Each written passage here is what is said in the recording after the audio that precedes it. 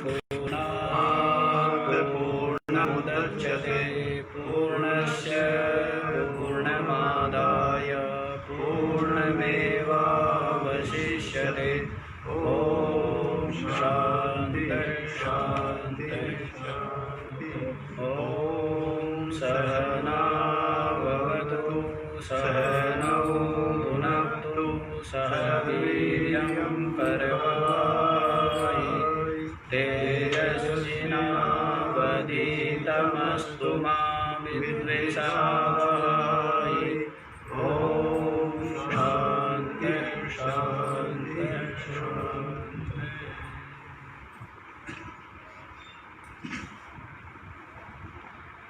हाँ जी, बहुत दिनों के पश्चात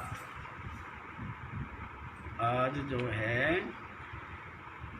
गीता जी को दिया हुआ जो विश्राम था, गीता स्वाध्याय में जो विश्राम था, तो वो आज विश्राम पूरा हो गया। तो अब जो है वो आगे उसका स्वाध्याय आरंभ करते हैं। तो पहले 6 अध्याय हो चुके हैं और गीता में जो 18 अध्याय है, इनका विभाग हमने पहले भी बताया था। 6 अध्याय के 3 विभाग कर लेते हैं। कितने हो गए? 3 हो गए ना। तो उनको महात्मा लोग विभिन्न प्रकार से चिंतन करते हैं। तो पहले वाला जो ये है षटक, तो इसको महात्मा लोग कर्म प्रधान मानते हैं कुछ, और द्वितीय जो षटक है तो उसको उपासना प्रधान कहेंगे, और जो तृतीय षटक है 13 अध्याय से 18 अध्याय तक उसको ज्ञान प्रधान। पहले वाला क्या है? कर्म प्रधान है। द्वितीय जो है वो उपासना प्रधान है, और तृतीय है वो ज्ञान प्रधान है। और कुछ इस प्रकार से भी विचार करते हैं कि जैसे तत्त्वमसि, तो इसमें भी 3 पद हैं, तत्, त्वम और असि। तो जो तत्पद है, त्वम पद की व्याख्या हो गई 6 अध्याय तक। किसकी व्याख्या होगी? त्वम पद की। त्वम आत्मा जीव शब्दवाच्य। जीव शब्द से जिसको कहा गया है, जीव शब्द का जो लक्ष्य रूप आत्मा है, तो उसका प्रथम 6 अध्यायों के द्वारा कथन हो गया। अब आगे वाले जो ये 6 अध्याय है, इनके द्वारा ईश्वर का तत्पदवाच्य ईश्वर, उपासकों के लिए सगुण निर्गुण ईश्वर, और आत्मवेत्ताओं के लिए वह ब्रह्म तत्व का इसमें निरूपण किया जाएगा। ये हुआ तत्पद लक्ष्य। तत्पदवाच्य ईश्वर है और तत्पद लक्ष्य जो है वो ब्रह्म है। और तीसरा जो है षटक, उसमें असि। तो इन दोनों की एकता, जीव और ईश्वर की क्या दिखलाएंगे? एकता दिखलाएंगे। जीव पदवाच्य और ईश्वर पदवाच्य। जीव पदवाच्य कूटस्थ लक्ष्य, जीव पद लक्ष्य कूटस्थ है, और ईश्वर पद लक्ष्य ईश्वर साक्षी है। तो उनकी एकता दिखलाएंगे कि ये जीव जो है ये ब्रह्म ही है। ये तृतीय षटक के द्वारा बतलाया जाएगा। ठीक है, तो इस प्रकार से भी बतलाया गया। तो प्रथम जो षटक है वो पूरा हो गया।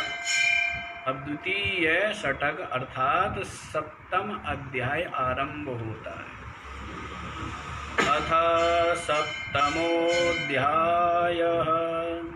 श्रीभगवानुवाच मय्यासक्तमनः पार्थ योगं युञ्जन्मदाश्रयः असंशयं समग्रं मां यथा ज्ञास्यसि तच्छृणु। मयि आसक्तमनः पार्थ योगं युञ्जन् मदाश्रयः असंशयं समग्रं मां यथा ज्ञास्यसि तत् शृणु। अथ सप्तमोऽध्याय। अब जो है सप्तम अध्याय आरंभ होता है। तो पीछे भी भगवान श्री कृष्ण ही कह रहे हैं। पीछे भी क्या बतलाया है? पीछे अर्जुन ने प्रश्न किया था कि जो साधक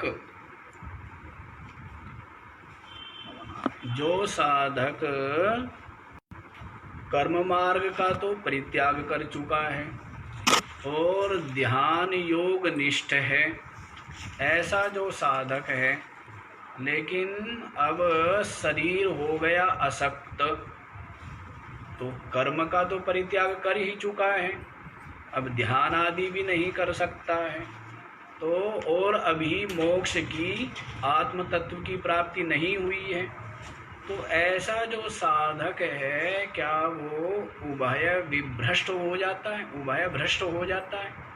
अर्थात कर्म भी तो त्याग हो गया था पहले ही, ध्यान योग में लगा था, वो कर नहीं सकता है अब, और ज्ञान योग के द्वारा आत्म तत्व का अपरोक्ष अभी हुआ नहीं है, तो उसका क्या होता है? क्योंकि कर्मों के द्वारा शास्त्र विहित शुभ कर्मों के द्वारा क्या होती है? उत्तम लोगों की प्राप्ति होती है। तो कर्म तो पहले ही छूट गए हैं, और उपासना जो ध्यान है वो भी नहीं कर पा रहा है। तो ऐसा जो साधक है वो तो दोनों से ही भ्रष्ट हो गया है। दोनों जगह से पित्रादि लोक और देवलोक आदि दोनों जगह से भ्रष्ट हो जाता है। क्या है उसकी क्या गति होती है? छिन्न अभ्र के समान, बादल के टुकड़े के समान क्या वो नष्ट हो जाता है? तब भगवान श्री कृष्ण ने बतलाया था कि ऐसा नहीं है कि जिसने भी सत्कर्म किया है तो उसका विनाश नहीं होता है, न तो यहाँ पर ही और न अमुत्रा, न इह न अमुत्रा विनाशा तस्य विद्यते। न तो यहाँ पर ही और न शरीर छूटने के अनंतर ही जो कल्याण कृत है उसकी दुर्गति तात न गच्छति, वो दुर्गति को प्राप्त नहीं होता है। ये समाधान किया और फिर बतलाया किस प्रकार से उसका योग भ्रष्ट जो साधक है उसका जन्म होता है। ये बतला दिया है कि वो जो है पवित्र श्रीमानों के घरों में उसका जन्म होगा, या फिर उससे भी श्रेष्ठ है दूसरा, वो क्या है? योगियों के ही कुल में पैदा हो जाएगा, मतलब दरिद्र के यहाँ पर पैदा होगा, लेकिन वहाँ पर क्या होगी? वहाँ पर साधन भजन की क्या होगी? बहुलता होगी। तो इस कारण वो अत्यंत शीघ्र जो है वो आत्म कल्याण के परमात्म प्राप्ति के पथ पर लग जाएगा। तो इस ऐसे जन्म को दुर्लभ बताया।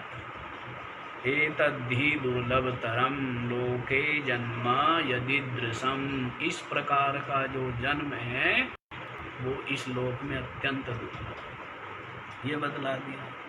तो इस प्रकार से बतलाने के पश्चात फिर बताया था कि भाई क्या बताया? तपस्वीभ्योऽधिको योगी ज्ञानिभ्योऽपि मतोऽधिकः कर्मिभ्यश्चाधिको योगी तस्माद् योगी भवार्जुन। योगी हो जाते हैं क्योंकि तपस्वी से भी अधिक कौन है? श्रेष्ठ योगी है। ज्ञानी से भी श्रेष्ठ कौन है? योगी है। कर्मी से भी श्रेष्ठ कौन है? योगी है। मतलब क्या है? इसका मतलब ये है जो तपस्वी है, इंद्रिय संयम आदि के तप में लगे हुए हैं, उनसे श्रेष्ठ योगी से अभिप्राय यहाँ पर है ध्यान योगी। योगी से अभिप्राय क्या है? चित्त के समाधान रूप जो ध्यान योग है उसी को यहाँ पर योग शब्द से कहा।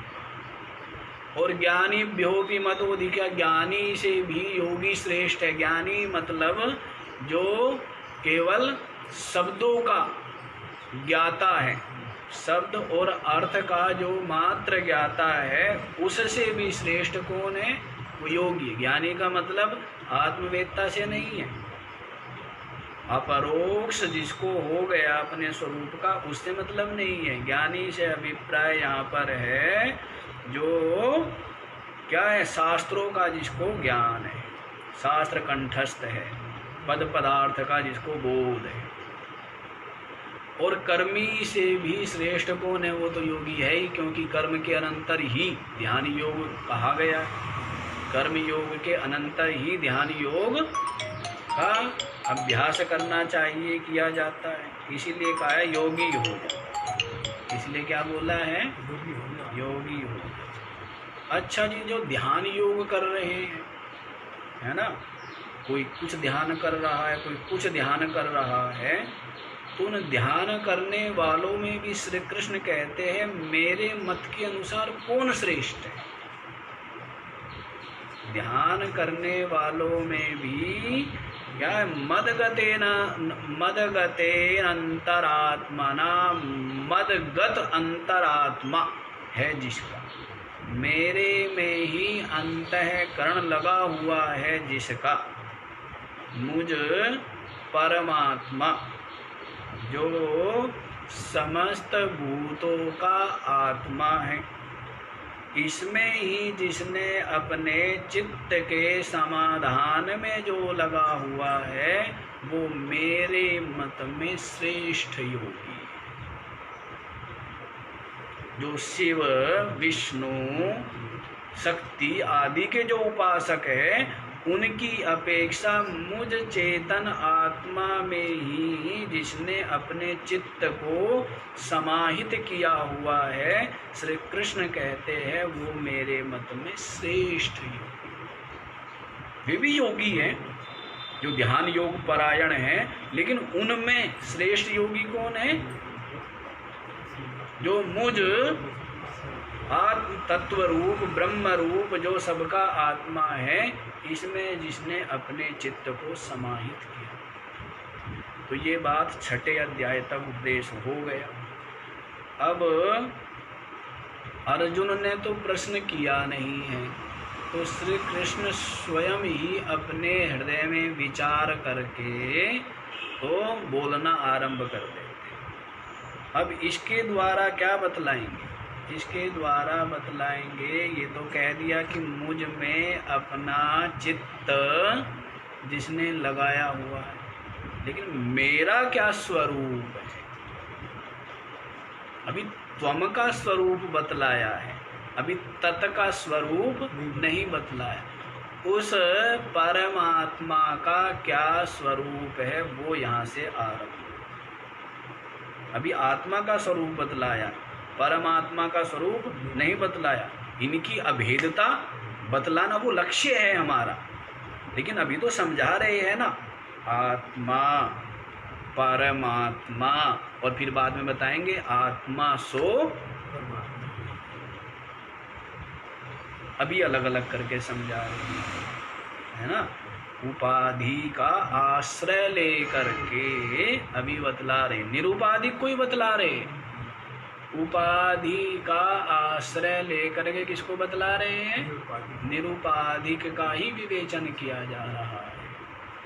तो वो परमात्मा का स्वरूप क्या है, और जिसने उस परमात्म तत्व में अपने चित्त को लगाया हुआ है, वो साधक कैसा होता है, वो पुरुष। ये 2 प्रश्न अपने हृदय में ही विचार करके स्वयं श्री कृष्ण बोल रहे हैं। क्या? मय्यासक्तमनः पार्थ, हे पार्थ, तू प्रथा का पुत्र है, कुंती का पुत्र है, और जिस प्रकार से तेरी माता का चित्त स्थिर रहा, बुद्धि स्थिर रही, कभी भी चंचल नहीं हुई, चलायमान नहीं हुई अपने धर्म से, अपने कर्तव्य से, तू उसका पुत्र है ना। तो इसीलिए ये रोना मत रो। चंचलम ही मनः कृष्ण प्रमाथि बलवदृढ़म है, ठीक है, लेकिन अभ्यासेन तु कौन्ते या वैराग्येण च गृह्यते, ठीक है, मन चंचल है, लेकिन अभ्यास और वैराग्य से क्या हो जाता है, वो संयत हो जाता है, वश में हो जाता है। तो इसीलिए बतला रहे हैं, हे पार्थ, प्रथा का पुत्र है, जिसका चित्त बुद्धि क्या है, समाहित रही स्व कर्तव्य स्व धर्म पालन में। इसी प्रकार से मय्यासक्त मनः, मेरे में ही आसक्त मन वाला, आसक्त होना है यहाँ, पहले भी आसक्त और बाद में भी आसक्त। कमाल की बात है। पहले क्या है, संसारासक्त, विषयासक्त, भोगासक्त है ना, तो वो भी आसक्त है, और ये भी क्या है, ये भी आसक्त है, लेकिन बीच में एक और है, आसक्त, अनासक्त और फिर आसक्त। समझ आया?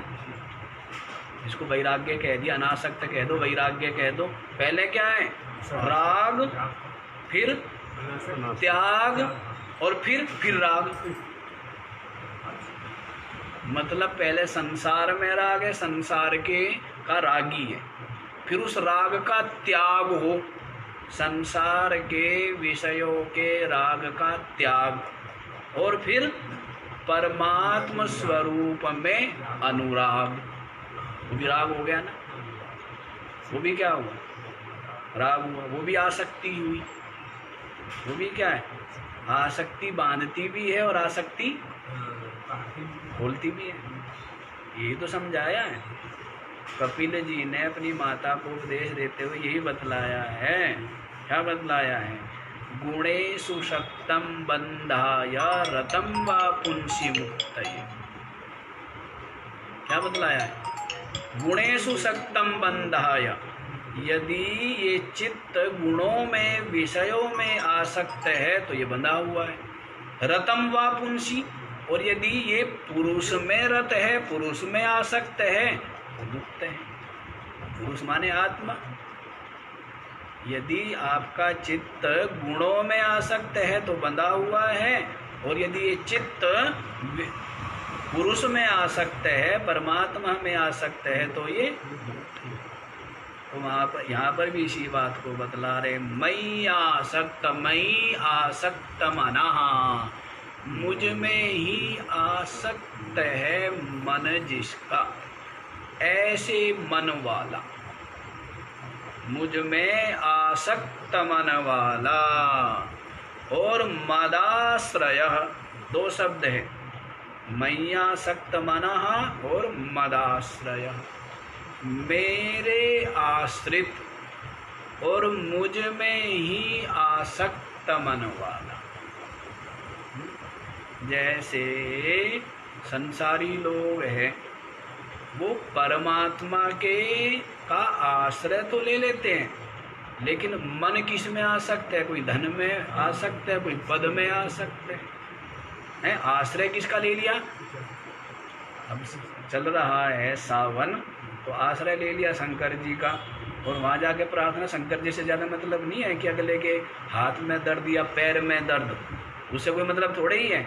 मतलब ये है, मेरी इच्छा पूरी कर देना, इस सावन में कम से कम मेरे पुत्र का विवाह, हाँ ऐसा तो योग बना ही देना। तो ये क्या हुआ, वो परमात्मा के आश्रित तो हुआ, लेकिन आसक्त किस में, संसार में आसक्त हुआ ना। तो ऐसे के लिए नहीं कह रहे हैं, ऐसे के लिए भगवान श्री कृष्ण नहीं कह रहे हैं। कह रहे मदाश्रय सन मय्यासक्त मनः योगम युञ्जन, मेरे आश्रित होकर मुझ में आसक्त मन वाला होकर के योगम युञ्जन, ध्यान योग में जो लगा हुआ है। योगम से अभिप्राय यहाँ पर है ध्यान योग, क्योंकि पीछे ध्यान योग बतलाया। मेरे आश्रित और मुझ में ही आसक्त मन वाला होकर के योगम युञ्जन, जो ध्यान योग में लगा हुआ है। तो हे अर्जुन, असंशयम समग्रम माम, असंशयम माने संशय रहित, निश्चित रूप से, निसंदेह, माम समग्रम, मेरे को समग्र रूप से, संपूर्ण रूप से। दुनिया मेरे को जानती है, लेकिन एक एक अंश को लेकर के बैठे हुए सब किसको, उपासक जो है वो क्या बैठे हुए, एक एक अंश को लेकर के बैठा है। कोई विष्णु का उपासक है, कोई शिव का उपासक है, कोई देवी का उपासक है। तो वे क्या एक एक अंश को लेकर के बैठे, ये नहीं देखते अरे सब में ही तो वह है। देवी एक नाम, देवी एक रूप, लेकिन उसमें जो तत्व है वो तो वही है ना। तो ये एक एक अंश को लेकर बैठे हुए हैं दुनिया, उपासक। ठीक है, मन की को समाहित करना है ना, मन को एकाग्र करना है, ये बीच का साधन है। और ये अंतिम साधन बतला रहे हैं क्या, कि मेरे को समग्र रूप से, संपूर्ण रूप से, तो फिर सब में मैं ही दिखूंगा। सब में कौन है, मैं ही आत्मा, मैं ही चेतन समाया। और जो मेरे को केवल एक में देख रहा है वो मेरे को समग्र रूप से नहीं जाना, वो मेरे को सीमित रूप से जाना।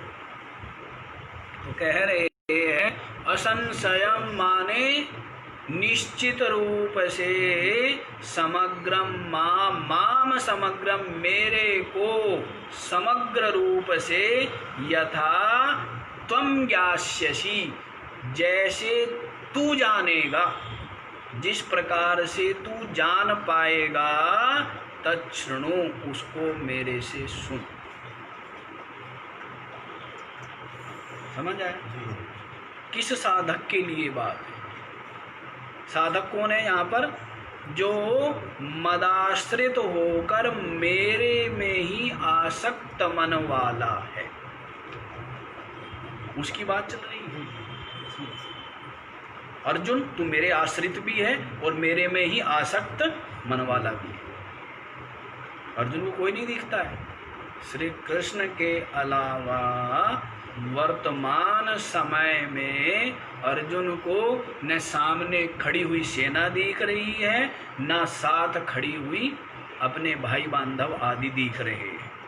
आरंभ में दिख रहे थे, लेकिन जब वो श्रवण कर रहा है और एकाग्रता है, आप लोग क्या बोल देते हैं, गॉड गिफ्ट बोल देते हो आप लोग हैं, एकाग्रता तो उसका स्वभाव ही है। वो श्री कृष्ण भी जानते हैं कि जब द्रोणाचार्य जी ने परीक्षा ली थी सभी बालकों की, तो केवल उस लक्ष्य की आंख किसको दिखी थी, वे जानते हैं। और फिर वो जो द्रौपदी स्वयंवर में मछली जो चक्र में लगी हुई थी, उसका भेदन नीचे पानी की थाल में देख करके उसकी आंखों का भेदन ये अर्जुन ने किया था। और युद्ध में शंकर जी को भी परास्त कर दिया था अर्जुन ने। तो ये श्री कृष्ण समझ रहे हैं एकाग्र चित्त तो इसका स्वभाव है, तभी तो इतना बड़ा धनुर्धर है, इसका स्वभाव है एकाग्र चित्तता। इसलिए श्री कृष्ण को संशय नहीं, इसलिए कह रहे ये तू मेरे आश्रित भी है और मेरे में आसक्त मन वाला भी। हे अर्जुन, इसलिए असंशयम माने निसंदेह रूप से, माम समग्रम मेरे को समग्र रूप से, यथा ज्ञास्यसि जिस प्रकार से तू जान पाएगा, तच्छृणु उसको तू मुझसे सुन। कौन जान पाएगा परमात्मा के स्वरूप को? यहाँ पर अभिप्राय ये है कि कर्म और उपासना के द्वारा जिसका अंतःकरण विशुद्ध हो गया, कर्म के द्वारा शुद्ध हो गया और उपासना के द्वारा विशुद्ध। निष्काम कर्मयोग के द्वारा क्या होता है? मल दूर हो जाता है, और उपासना के द्वारा जो चित्त की चंचलता विक्षेप है वो दूर हो जाती है। तो ऐसा जो साधक है वही मेरे समग्र स्वरूप को जान सकता है। और किस प्रकार से तू जानेगा? तो उसको तू मुझसे सुन, मेरे समग्र रूप। तो आगे देखिए, हो गया ना ये? ज्ञानम तेहम सविज्ञान विदं वक्ष्याम्य शेषतः, यज्ञात्वा नेह भूयोऽन्यत् ज्ञातव्यमवशिष्यते। ज्ञानम ते अहम सविज्ञानम इदं वक्ष्यामि अशेषतः यत् ज्ञात्वा न इह भूयः अन्यत् ज्ञातव्यम् अवशिष्यते। ते माने तेरे प्रति, अहम माने मैं तेरे प्रति, ज्ञानम सविज्ञानम इस ज्ञान को है परमात्मा के समग्र स्वरूप का जो ज्ञान है। किसको जानना है? परमात्मा को समग्र रूप से जानना है ना, संपूर्ण रूप से, अंश रूप से नहीं जानना। कैसे? परिचिन्न रूप से नहीं जानना है, समग्र रूप, व्यापक रूप, ब्रह्म रूप, तत्व रूप से जो जानना है। तो वो जो जिसके द्वारा जानेंगे, ज्ञान के द्वारा। तो मुझ परमात्मा को समग्र रूप से जिस ज्ञान के द्वारा तू जानेगा, उस ज्ञान को सविज्ञानम माने विज्ञान के सहित। विज्ञान माने अनुभव, विज्ञान माने अनुभव। मैं केवल तेरे को ये जो परोक्ष रूप से ज्ञान नहीं कथन करूंगा, अपरोक्ष अनुभव से संयुक्त जो ज्ञान है। कैसा ज्ञान? अपरोक्ष अनुभव। ज्ञान हुआ परोक्ष ज्ञान, विज्ञान हुआ अपरोक्ष अनुभव। समझ आया? इसलिए आ गया है ज्ञान विज्ञान तृप्तात्मा। ज्ञान और विज्ञान से तृप्त है आत्मा, जिसका मतलब ज्ञान भी है और विज्ञान अनुभव भी है, श्रोत्रिय भी है और ब्रह्मनिष्ठ भी है। श्रोत्रिय भी है और ब्रह्मनिष्ठ। तो उस ज्ञान को मैं तेरे प्रति सविज्ञानम विज्ञान के सहित इदं वक्ष्यामि अशेषतः, अशेष रूप से, संपूर्ण रूप से वक्ष्यामि कहूँगा। इदं ज्ञानम सविज्ञानम इस ज्ञान को विज्ञान के सहित ते माने तेरे प्रति अहम वक्ष्यामि अशेषतः वक्ष्यामि, अशेष रूप से कहूँगा, संपूर्ण रूप से। महात्मा लोग बोलते नहीं, और जब बोलते हैं तो फिर बोलते भी हैं, नहीं?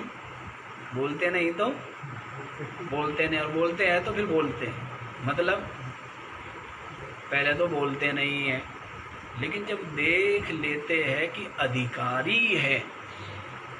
श्री कृष्ण चुप है, अर्जुन को 1 घंटा हो गया प्रवचन करते हुए, पूरा अध्याय सुना दिया अर्जुन ने, श्री कृष्ण एक शब्द नहीं बोले हैं?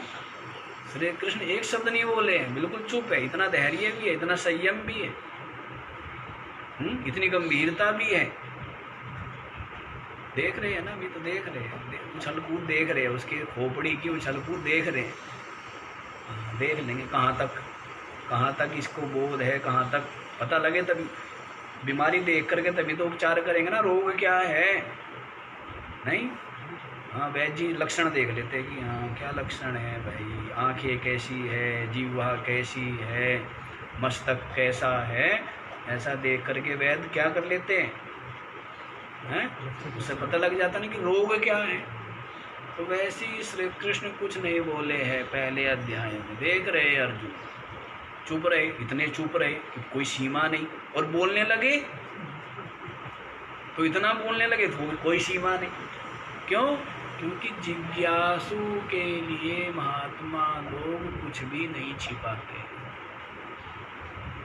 कोई जिज्ञासु विनम्र सरल मिले वो तो इसकी प्रतीक्षा में ही रहते हैं कि अरे इस विद्या को, इस ज्ञान को प्राप्त कोई करे, आत्म कल्याण करे, अपने जीवन को धन्य बनाए, तो प्रतीक्षा ही करते हैं।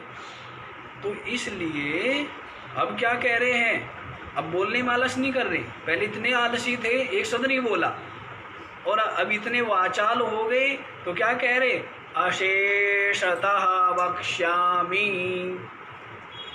संपूर्ण रूप से तेरे को कहूँगा इस ज्ञान को, जिस ज्ञान के द्वारा तू मेरे समग्र रूप को जान सकेगा, और विज्ञान के सहित कहूँगा।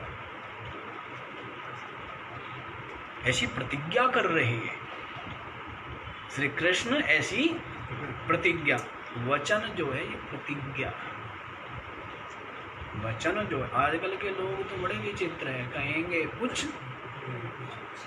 कमाल की बात हो, ये ऐसे बोलने तक तो समझ में ही नहीं आया हमारे को ये है क्या। कोई कह रहा है कि आ रहा हूँ जी बस, और आया है नहीं, तो समझ में नहीं आया। क्योंकि हमारी आदत ऐसी पड़ी कि जो कह दिया आ रहा हूँ, 10 बजे कह दिया तो 10 बजने में 5 मिनट पहले ही पहुँचना है। चाहे कह दिया और भले चाहे कोई ना जाओ, चाहे कोई ना हो, हमें उससे मतलब नहीं है। हमने जो कह दिया तो कह दिया। प्रयास करते हैं कि मुख से जो निकल जाए उसका पालन कर, ऐसा व्रत, ऐसा निश्चय थोड़ा सा किया हो कि जो मुख से निकल जाए उसका पालन करना चाहिए। ठीक है ना? तो यहाँ पर श्री कृष्ण कह रहे हैं कि मैं तेरे को उस ज्ञान को विज्ञान के सहित कहूँगा, ये प्रतिज्ञा हुई। इसी को हमारी साधुओं की भाषा में प्रतिज्ञा कहा गया। यही प्रतिज्ञा, वचन ही प्रतिज्ञा, कह दिया प्रतिज्ञा होगी। अब अलग से थोड़ा प्रतिज्ञा करनी पड़ेगी कि हाँ मैं अग्नि की साक्षी लेता हूँ, हैं, जल थल को साक्षी मान करके, ऐसा कुछ कहने की आवश्यकता नहीं। यही वचन ही प्रतिज्ञा। देखो क्या बतला रहे हैं, यज ज्ञात्वा, पीछे महिमा बतला दी, ऐसा ज्ञान जिससे तू मेरे समग्र रूप को जान सकेगा, ये कहा है। और उस ज्ञान का और महत्व बतला रहे हैं। यज ज्ञात्वा, जिस को जान करके, इह भूयः, इस लोक में, भूया माने दोबारा, अन्यत, अन्य कुछ ज्ञातव्यम न अवशिष्यते, और कुछ जानने योग्य शेष नहीं रहेगा।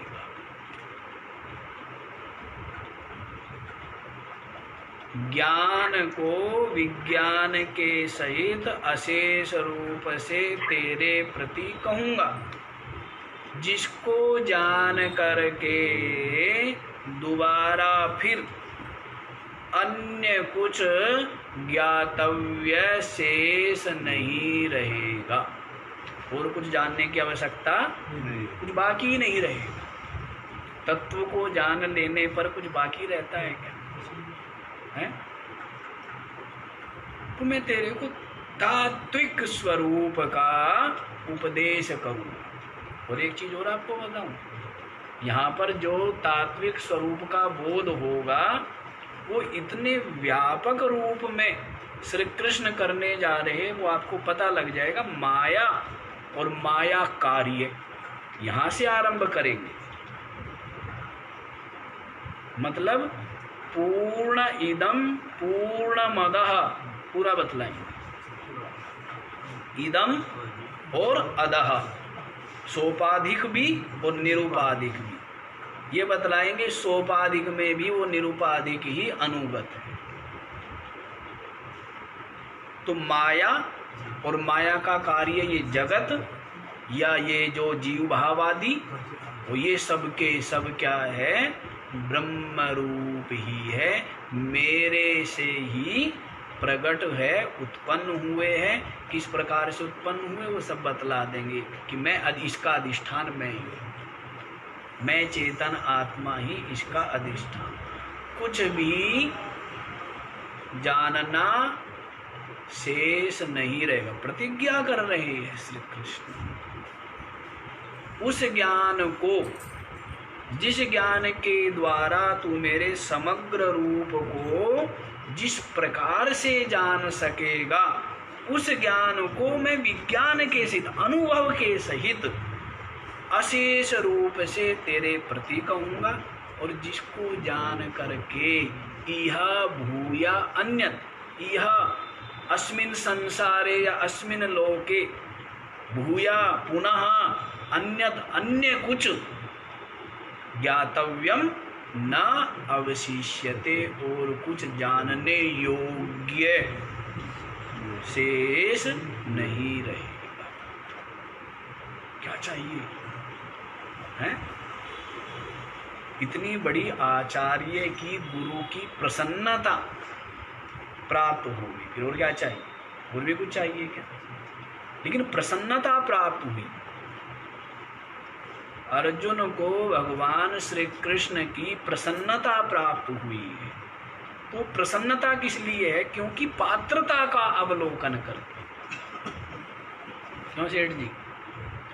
अर्जुन की पात्रता का अवलोकन करके श्री कृष्ण का हृदय प्रसन्न है, और इसीलिए वो संपूर्ण रूप से अपना जो ज्ञान है उसको अनुभव के सहित कहने को उद्यत है, लालायित है।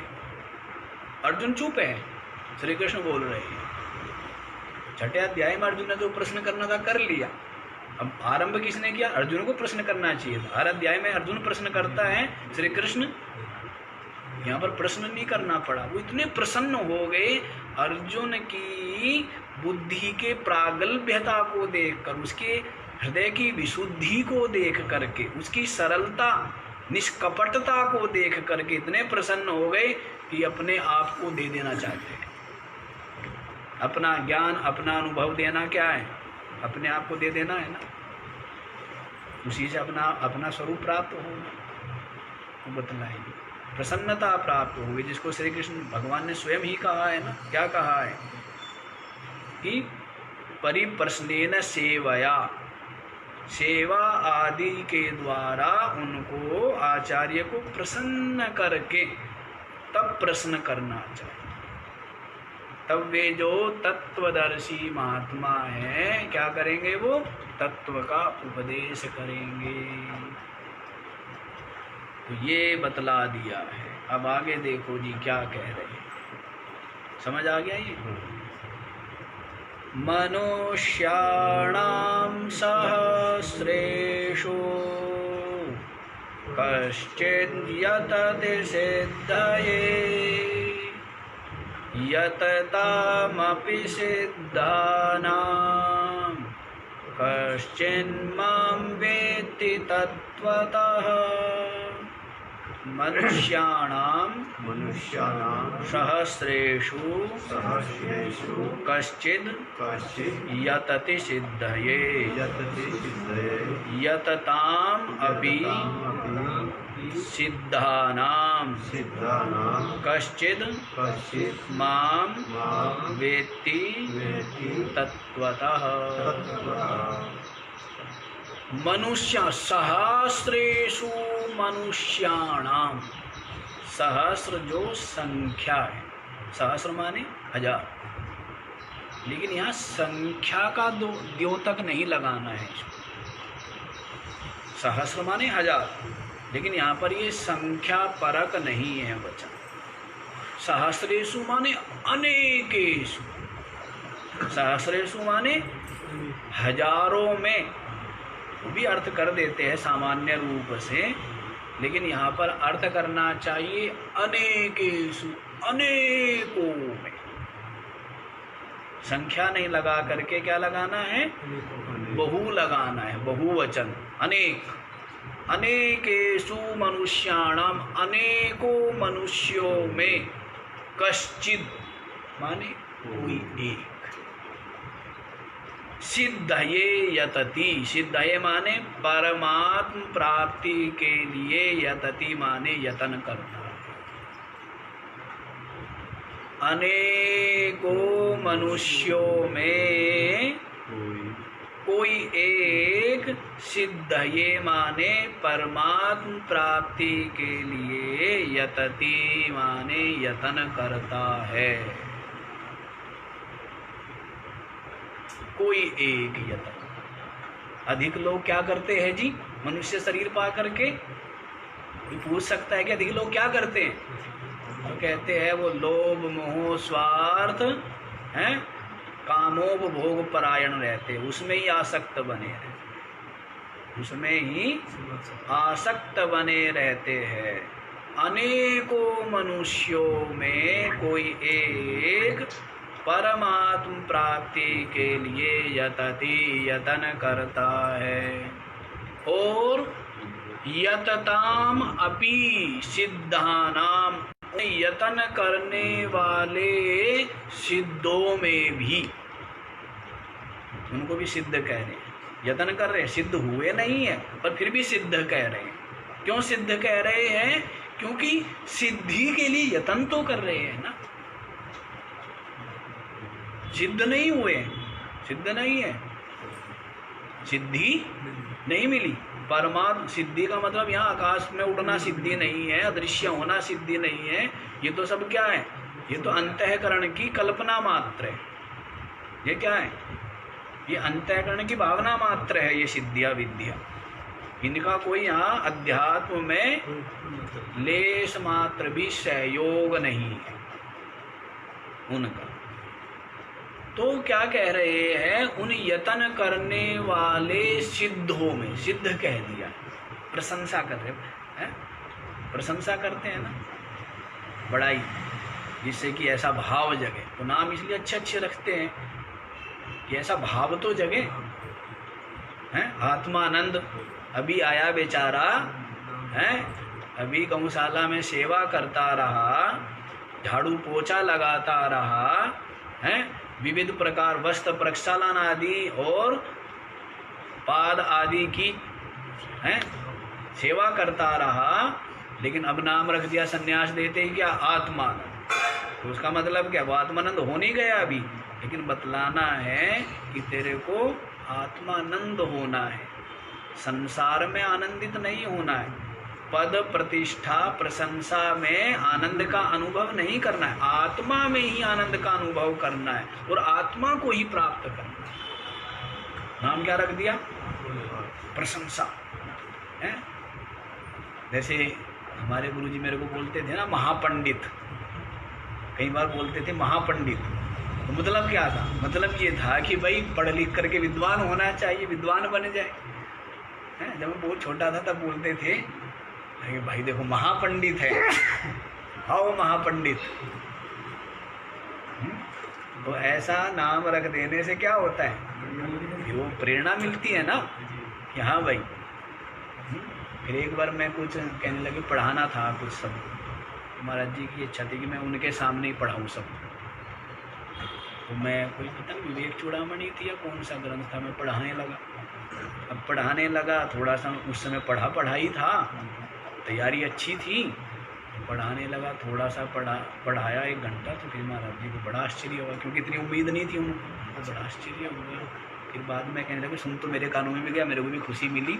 जब मैं दरवाजे से बाहर निकला, कहने लगे विद्वान हो जाएगा, मेरे को भी कान में सुना तो मेरे को खुशी मिलेगी, क्योंकि कभी शाबाशी मिलती ही नहीं थी। शाबाशी नहीं मिलती थी कभी।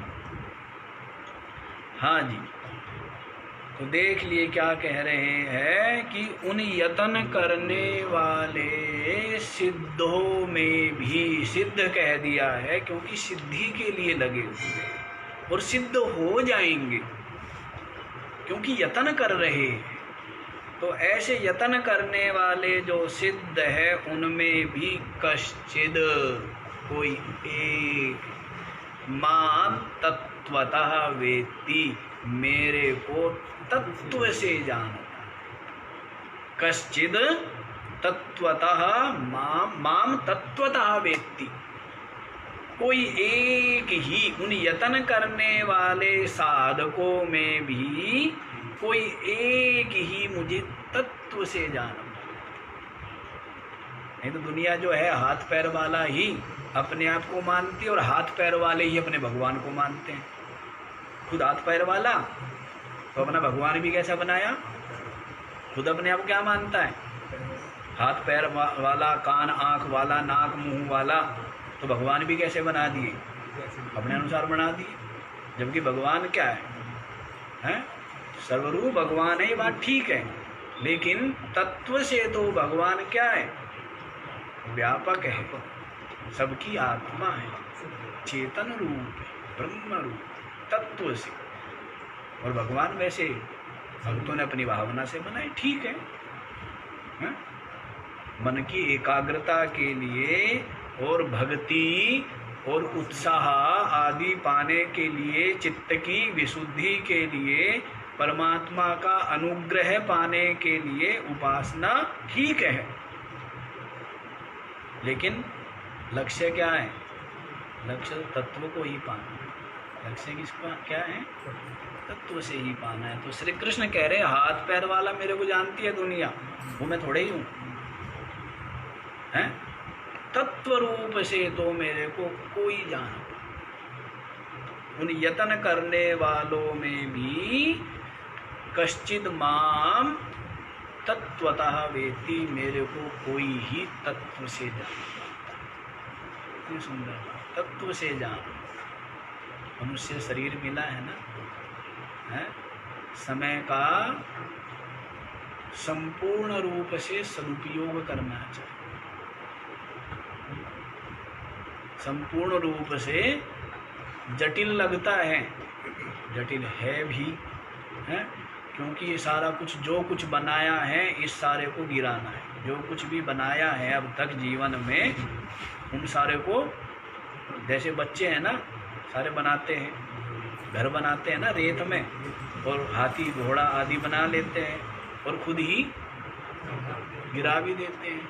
तो वैसे ही जितना मैं मेरे का, तू तेरे का, अपने पराये का, अहंकार का जितना भी ये परिवार बढ़ाया है, इस सारे को क्या करना है? इसमें ही मिटाना है, अहंकार तक गलित करना है। आगे आएगा माया का स्वरूप, जो 8 प्रकार की प्रकृति बतलाएंगे, उसमें बतलाएंगे कि अहंकार ही तो इनका जन्म स्थान है, अहंकार ही तो आदि है। तो वहाँ तक ये सारा कुछ मिटाना है, सब कुछ मिट गया तो फिर क्या रह गया? ब्रह्म। ये अहंकार से ही तो परिच्छिन्नता आ गई, जीव भाव आ गया, अहंकार गलित हुआ तो क्या हो गया? ये ब्रह्म रूप ही, परमात्मा रूप ही, व्यापक रूप ही, सबका आत्मा ही। अभी मैं इस शरीर में अभिमान करके बैठ गया, इन इंद्रियों में अभिमान करके बैठ गया, इन मन बुद्धि आदि में अभिमान, इस जीवत्व का अभिमान करके बैठ गया, तो बेचारा था तो व्यापक और बन गया क्या? कुछ ही। है व्यापक, और क्या बन के बैठ गया? परिचिन्न बन के बैठ गया। यही बंधन है, यही क्या है? हाँ जी, तो फिर अब आगे देख लीजिए, आगे भी बता ही देते हैं, समय है। भूमिरापो नलो वायुः खं मनो बुद्धिरेव च अहंकार इति यं मे भिन्ना प्रकृतिरष्टधा भूमिः आपः अनलः वायुः खं मनः बुद्धिः एव च अहंकारः इति इयं मे भिन्नः प्रकृतिः अष्टधा। देखो जी क्या बतला रहे हैं, 8 प्रकार की भिन्न प्रकृति बतला रहे। भूमि, सर्वप्रथम किसको गिनाया है? भूमि। भूमि माने यहाँ पर पृथ्वी, जो स्थूल पृथ्वी है, इसको मत मान लेना। भूमि से अभिप्राय है पृथ्वी तन्मात्रा। क्या मान लेना? पृथ्वी तन्मात्रा। पता नहीं ऐसी कितनी पृथ्वियाँ है, असंख्य पृथ्वी है। ये पृथ्वी मानोगे तो खाली एक ही मानी जाएगी, हैं? इस ब्रह्मांड में असंख्य पृथ्वियाँ हैं, तो इसलिए हम क्या मानेंगे? पृथ्वी तन्मात्रा। तन्मात्रा क्या है? गंध तन्मात्रा है। पृथ्वी की तन्मात्रा क्या है? गंध। वो सूक्ष्म है। ये पृथ्वी तो बहुत बाद में पैदा हुई। कब पैदा हुई पता है? नहीं पता है? अरे जब ये अपंचीकृत पंच महाभूतों का जब पंचीकरण हुआ, तब जाकर के ये स्थूल सृष्टि हुई है। हाँ, तो पृथ्वी से लोग क्या मान लोगे? पृथ्वी मत गिन लेना। सेठ जी समझ आया? हाँ, अपंचीकृत पंच महाभूत, सूक्ष्म महाभूत, अपंचीकृत सूक्ष्म महाभूत, उनको ग्रहण करना है। इसलिए तन्मात्रा, ये क्या है? ये तो स्थूल तो बताया ना। अपंचीकृत पंच महाभूतों के सत्वगुण से क्या हुआ? अंतःकरण और ज्ञानेन्द्रिया। अपंचीकृत पंच महाभूतों के रजोगुण अंश से क्या हुआ? प्राण और कर्मेंद्रिया। और उन पंच महाभूतों का जब पंचीकरण हुआ, 5-5 भागों में बटे तो 25 हो गए, तो उनसे क्या हुई? संपूर्ण स्थूल सृष्टि उनसे हुई। समझ आया? तो इसलिए ये तो स्थूल है ना, इनको ग्रहण मत कर लेना। लोग इनको भूमि है, जल है, अग्नि, वायु, आकाश, ये जो स्थूल है इसी को ग्रहण कर लेते हैं पंच महाभूतों में। समझ आए? तो यहाँ पर सूक्ष्म महाभूत ग्रहण करना है, मतलब उनकी तन्मात्रा। तन्मात्रा जो है वो इनसे भी अधिक व्यापक है। वो क्या है? इनसे अधिक व्यापक। तो देखो जी, भूमि माने पृथ्वी तन्मात्रा, आपः माने जल, तो उसको भी क्या लेना? जल तन्मात्रा। उसको भी क्या लेना है? जल तन्मात्रा। अनलः, अनल माने अग्नि, उसको भी क्या लेना है? अग्नि तन्मात्रा। और वायु, वायु जो ये वायु है, तो ये स्थूल वायु नहीं लेनी है, ये तो वायु स्थूल है। क्या लेनी है? वायु तन्मात्रा। खम, और ये जो आकाश है, आकाश के भी क्या लेना है? शब्द तन्मात्रा। आकाश की तन्मात्रा क्या है? शब्द है ना। शब्द तन्मात्रा से आकाश की उत्पत्ति हुई है, तो इनकी तन्मात्राओं का ग्रहण करना है। फिर मनः, फिर क्या है? ये मन, मन से अभिप्राय यहाँ पर लेना है अहंकार। मन से अभिप्राय किसको लेना है? मनसः कारणम अहंकार।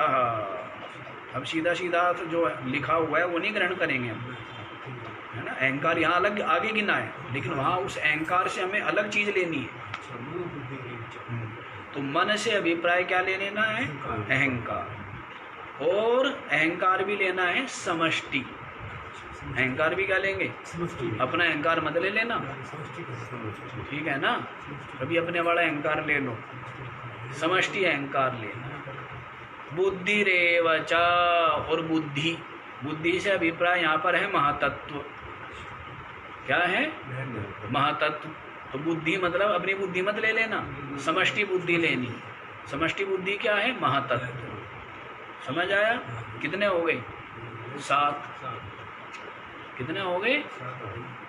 5 तन्मात्राएं, और मन से अभिप्राय अहंकार, और बुद्धि से अभिप्राय महातत्व, और अहंकार।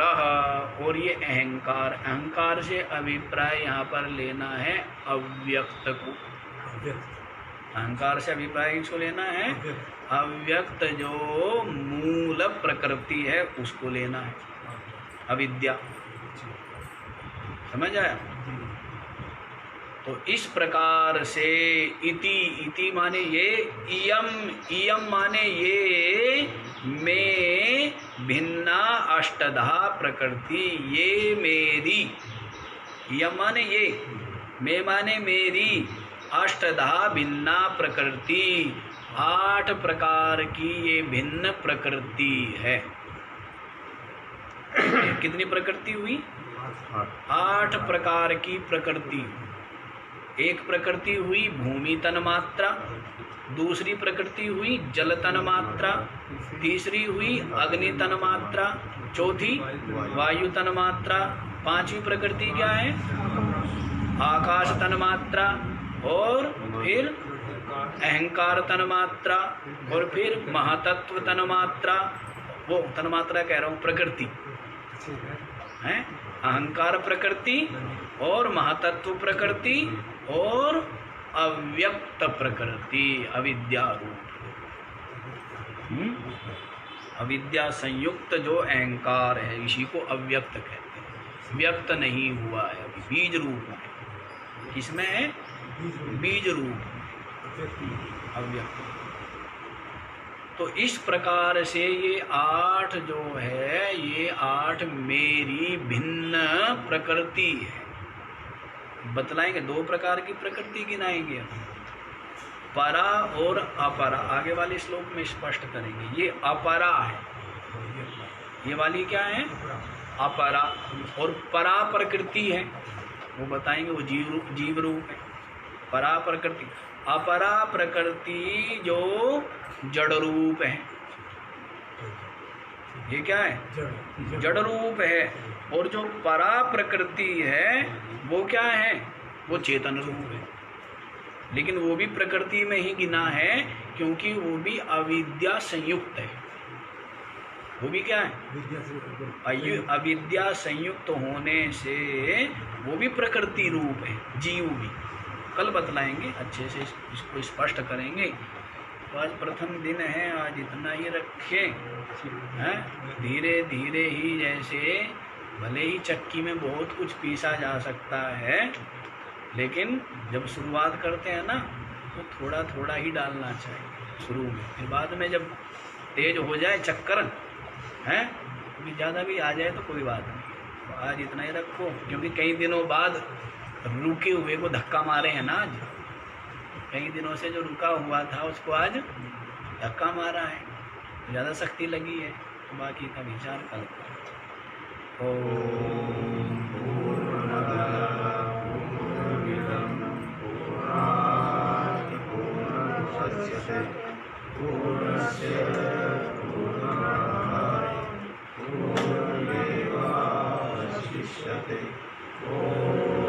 शांति शांति।